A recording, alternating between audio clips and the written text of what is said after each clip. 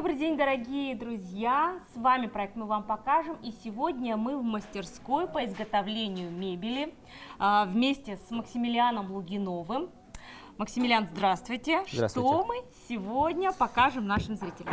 Сегодня мы будем изготавливать ключницу вот из этих двух досок.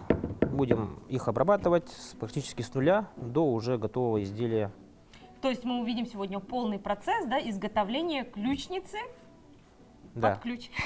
Да. Хорошо, отлично. С чего начнем? Так, ну у нас есть такие две доски, они у нас не очень ровные, да. Сначала начнем их выравнивать, добавлять этой доске геометрию, потом уже начнем формовать по всем размерам и уже как бы начнем собирать.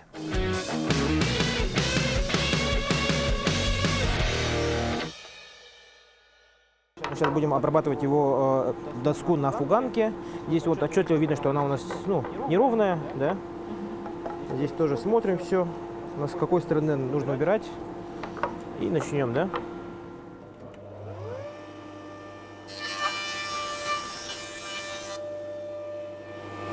Уже вот люфта меньше.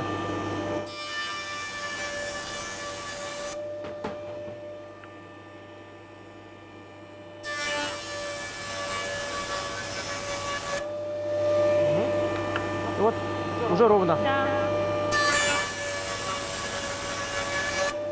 Нам нужно здесь обязательно сделать геометрию, чтобы у нас здесь было ровно 90 градусов. Для этого прогоняем.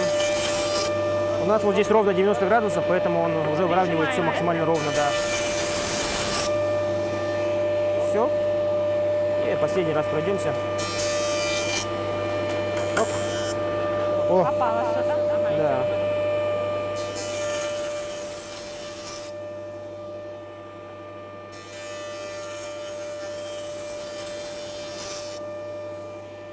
Вот и все. И вторую доску также сделаем. Тут она вообще кривая. Да. То есть здесь вот надо снимать вот эту часть и вот эту часть.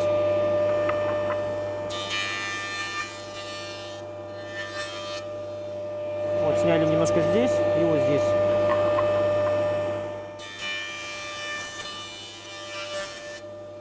Вот, еще больше сняли здесь и вот здесь. Уже меньше. Да.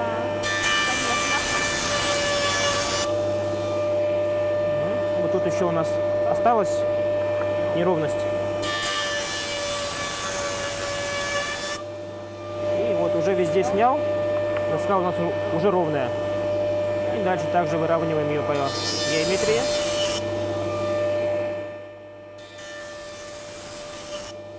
Вот и все. Далее перейдем к станку под названием рейсмус.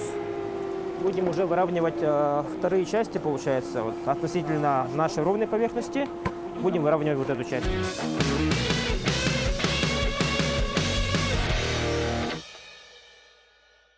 Так, это у нас рейсмусовый станок. Он нам поможет выровнять нашу заготовку относительно уже выровненной на фуганке поверхности вот эту сторону. Вот, начнем.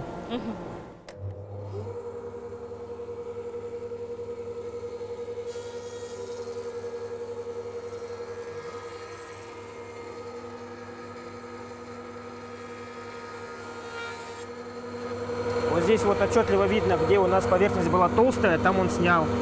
Где, Вот здесь, да. где тонкая, там, получается, он не снял, да, но оставил, получается, зазубрины, которые мне показывают о том, что там, немножко осталось до снятия. Опускаем еще.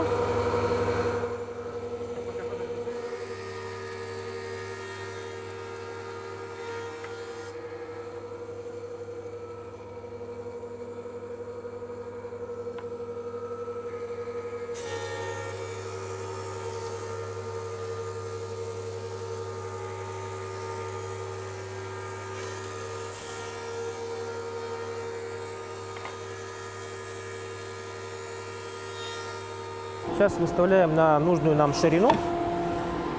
Мы ее предварительно замерили, у нас сколько будет? 11 сантиметров. Выставляем сюда на 11 сантиметров до нашего диска. Поехали. Ой, мамочки.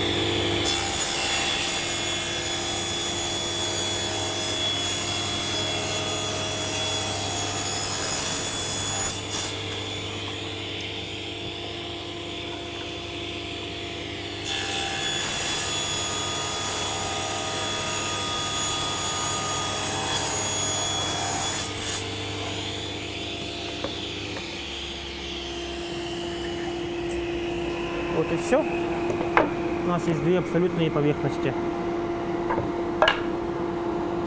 Так, ну вот здесь мы уже видим, у нас поверхность уже максимально ровная с трех сторон. Здесь и вот здесь. И у нас осталась последняя сторона, которую будем выравнивать уже на циркулярном станке. Ну, вот если вот так вот приложить, у нас уже получится вот цельная ровная поверхность. Идеально. Это вот, да, две. Ага. Подниму? Да, возьмите.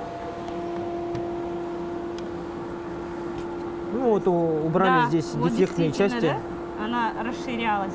Да и вообще там она была неровненькая. Обзольная, да.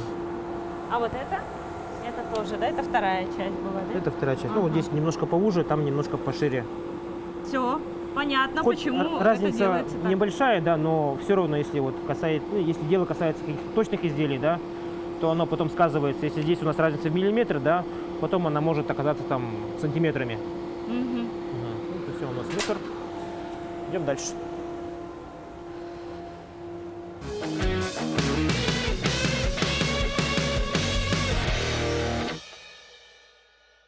А почему вот эта вот часть черная? Мы, когда доски закупаем, стараемся все доски прокрашивать именно вот с торцевой части в черный цвет. Ну, не обязательно в черный, а вообще в глухую эмаль. Так, чтобы у нас влага при высыхании, да, испарялась не из этих частей, а более равномерно по всей доске. Тогда у нас доски не искривляются, высыхают более равномерно и, ну, То есть, если этого не сделать, они начнут сохнуть с конца. они вот с начнут этой части. сохнуть, да, по краям они обычно, как правило, вот так вот лопаются, да, прям очень сильно. И чтобы вот это, ну, предотвратить, мы их закрашиваем полностью. Там вот можно будет посмотреть, все доски закрашены у нас. Вот где-то так вот, интересно. Два торца вот они закрашенные. Мы не знали об этом.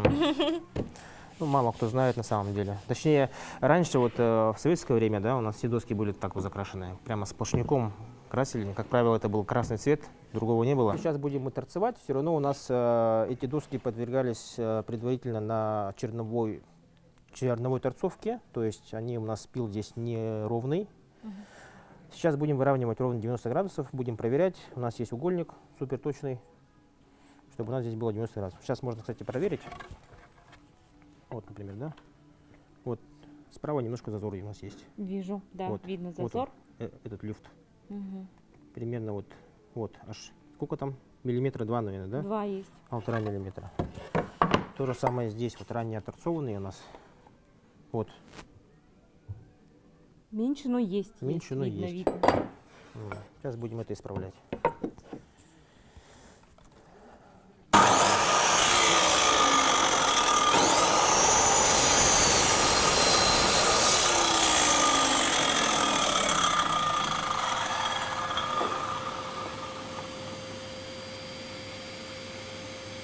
Супер.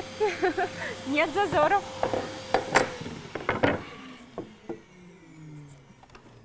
Так, ну вот при торцевании мы стараемся вот дефектные участки, вот у нас здесь, допустим, сучок, вот сучок, да, будем их, получается, ну, исключать.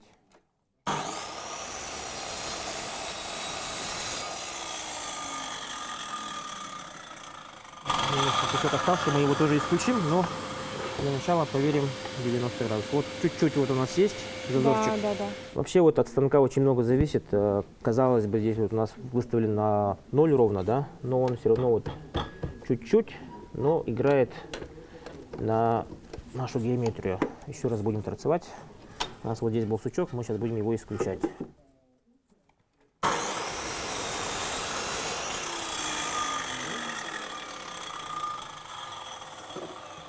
И проверяем нашу геометрию. Ровно 90 градусов. Нам нужно торцевать вторую сторону. Ширина полки ключницы у нас будет 34 сантиметра. Делаем метку. Так, пока так. Угу.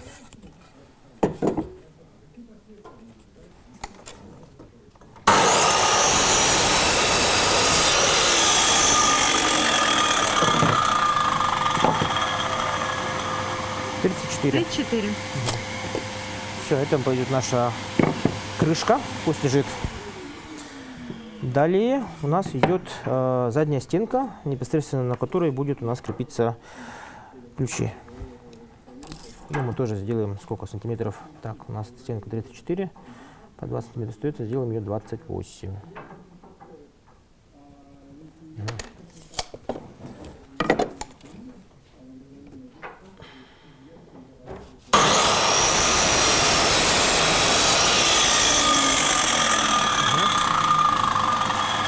Ну, вот постепенно у нас уже что-то вырисовывается. Да, сейчас мы еще добавим здесь задние стенки, боковые стенки точнее, из второго куска нашей заготовки. Сделаем две заготовки по 16 сантиметров. Это будут наши стенки. Первые 16 пойдет сейчас.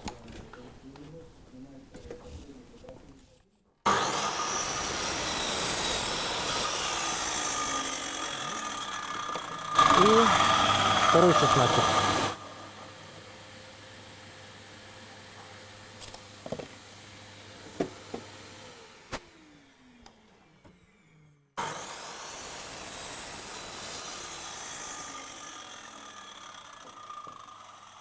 Это наши боковые стенки. Сейчас будем их формовать. У нас все-таки форма немножко должна быть необычная. Для этого сделаем необходимые нам отметки. Здесь сделаем 4 сантиметра. А тут сделаем, ну, скажем так, 8 сантиметров. То же самое здесь.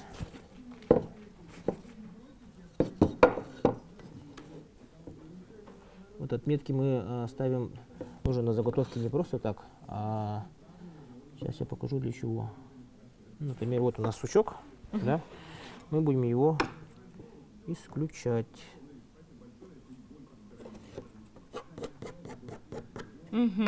И оставим только вот эту вот чистую. Здесь также, То да? же самое здесь у нас вот плохой сучок. Будем его исключать.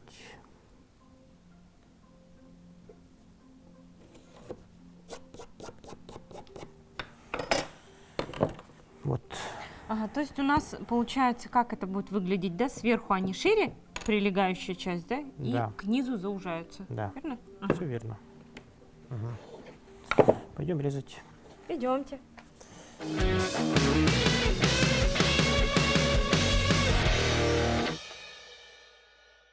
Мы сейчас на ленточном станке. Ну, она у нас получается с широким полотном. Будем выравнивать, она будет у нас неровная. Ну, мы потом выровняем его на фуганке.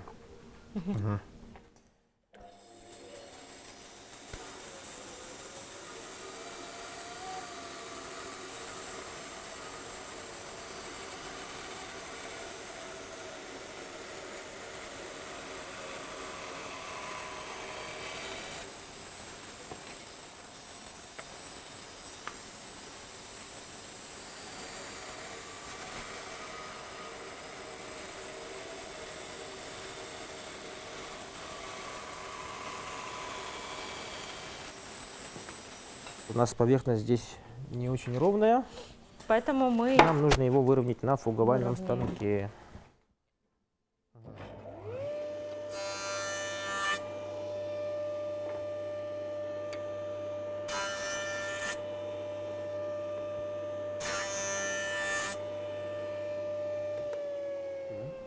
Ну, получилось у нас вот так вот, очень ровные поверхности. Вот так будет выглядеть наша ключница. Примерно вот если спроецировать, да. Ну и сейчас будем немножко обрабатывать ее в части фрезеровки наших фасок. Это углы. Нам надо будет, получается, фрезернуть вот эти стороны. Вот эти стороны. Так, возможно, снизу фрезернем в этих частях. Так, вот эту сторону хочется еще. И вот здесь, наверное, мы сверху другой фрезой тоже отфрезеруем все, чтобы у нас было все красиво. Вот вы до этого спрашивали, можно ли как-то вот в бытовых условиях ну, делать такие вот изделия, типа ключницы, да? Можно сделать, особенно вот станки, которые вот мы иногда сами изготавливаем. Вот он, один из них, мой, наверное, один из первых станков. Вы сами сделали станок. Вот этот. Ну, стол, да, к нему получается. Вот я заказал такую площадку. И сейчас он по сей день даже нам служит изготовлению довольно-таки больших изделий, крупных, типа стул. И вот что оно нам дает, вот что.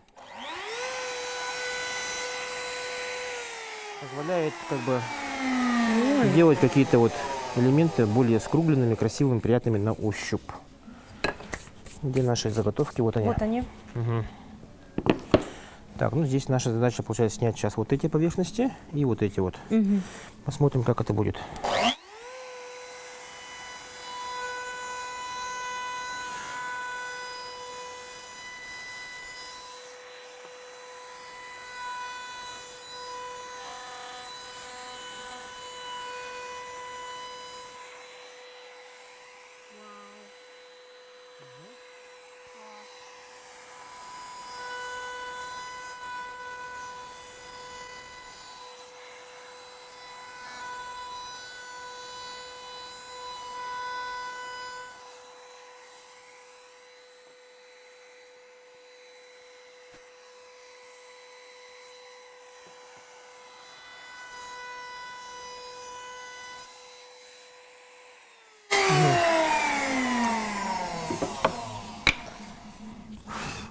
Выглядеть у нас будет уже вот примерно вот так вот.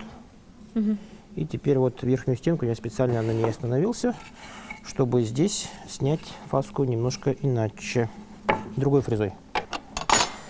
Сейчас у нас была такая вот полукруглая, меняем на вот такую фрезу, более скругленную, ну, обратное скругление, скажем так. Угу. Смотрим, как она у нас будет смотреться.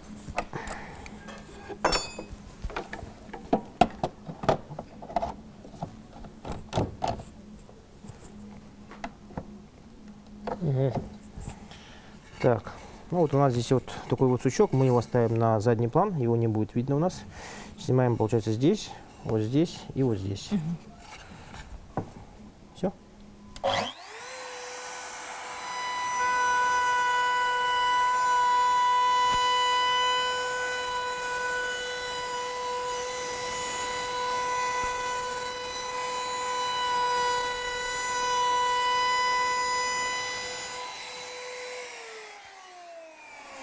Класс. Узор другой получается, да? Угу. Тут кругленький, а тут вот такой вот. Очень интересно. Так, и может быть здесь немножко все-таки скруглить. Это вот острый край, он Давайте. немножко не очень, да. Вот тут уже мы скруглим уже нашей той фрезой, которую мы фрезеровали до этого. Так.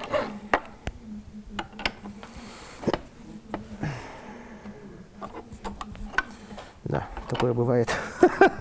Менять направление.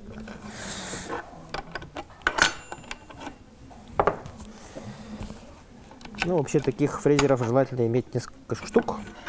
У меня вот таких фрезеров, ну, довольно-таки много, где-то штук 7 или 8, наверное. И все они вот все они под разные, нужные. Да, все придают под разные формы. задачи. Ну, просто иной раз бывает так, что вот так фрезу каждый раз менять сложно, да, она у нас, допустим, одна фреза уже выставлена на одной высоте, да, когда ты будешь ее в следующий раз как бы менять, да, уже может быть там на полмиллиметра выше или ниже, да, поэтому, чтобы не менять, мы идем к другому станку, там что-то сделали, потом обратно пришли и пошли дальше уже по той же схеме. Для чистоты, так скажем. Да.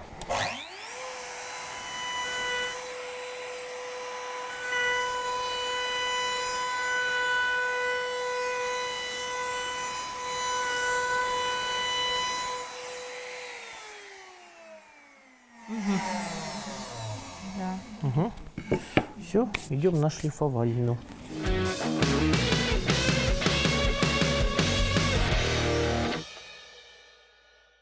Максим, а бывает так, что люди приходят уже с готовыми, со своими какими-то проектами? Очень часто так и делают, да. То есть люди приходят уже с какой-то готовой идеей, с проектами, с размерами. Ну, иногда мы помогаем, учитывая как бы, ну, нюансы изготовления, моменты. Не всегда мы можем изготавливать какие-то вот их пожелания, поэтому, ну, приходится подстраиваться либо нам под них, либо им под нас. находить компромиссы. Да, вот как раз таки вот по части станков заказывали недавно детали, то есть много досок, все разного размера, ну прям вообще вот длина, ширина, вот это вот все.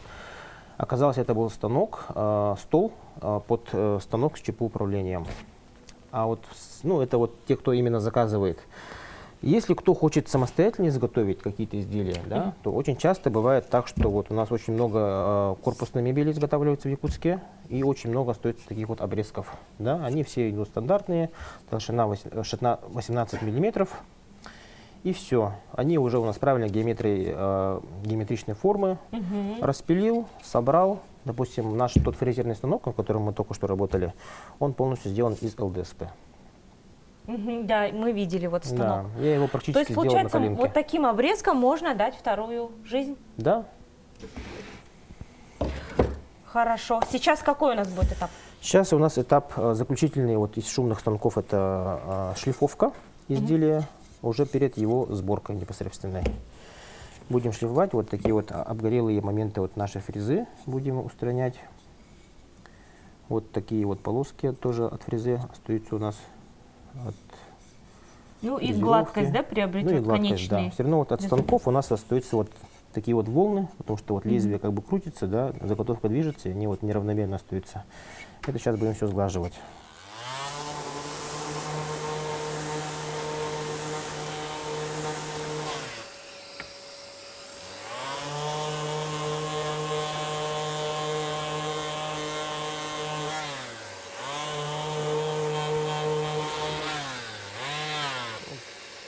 Подгоревшая часть.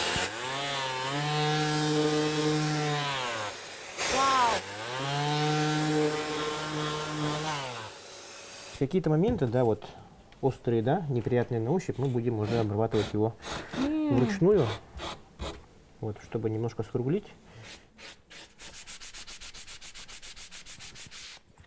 Все, можно потрогать, уже приятно будет. Да. И вот один из таких вот более сложных моментов шлифовки, это вот как раз то, что мы отфрезеровали. Сейчас я покажу, где вот эта часть. Тут как бы никак не шлифанешь. У нас есть такие вот специальные приспособления, которые нам позволяют шлифовать именно такие труднодоступные места. Так, ну и финишное получается у нас зерно, более мелкое, которое уже нам, ну, шлифовать как бы тоже здесь стоит по правилам. То есть вот у нас волокна идут таким вот образом, мы шлифуем именно вот по волокнам.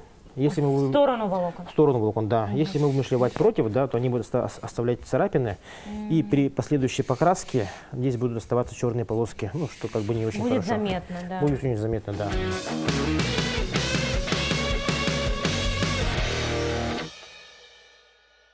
Для сборки нам потребуется клей и пневмопистолет, который стреляет гвоздями. Сейчас будем приклеивать наши поверхности и соединять их мелкими гвоздями, чтобы у нас клейка получилась максимально качественной. Равномерно распределяем клей. Класс водостойкости D3. D4. По-моему, D4. Да. Вот мы все соединили, и теперь будем соединять это все нашими гвоздиками. Все. Вполне себе достаточно. Ну и пока мы вот разговаривали, наша ключница уже практически готова. В предыдущих работ остались такие вот дырочки от наших гвоздиков. У нас гвозди здесь утопленные, их как бы не будет видно. Их не видно практически. Нам надо видно будет их только. обработать шпатлевкой по дереву. У нас цвет идет сосна. После чего у нас еще будет последний, уже финишный этап шлифовки.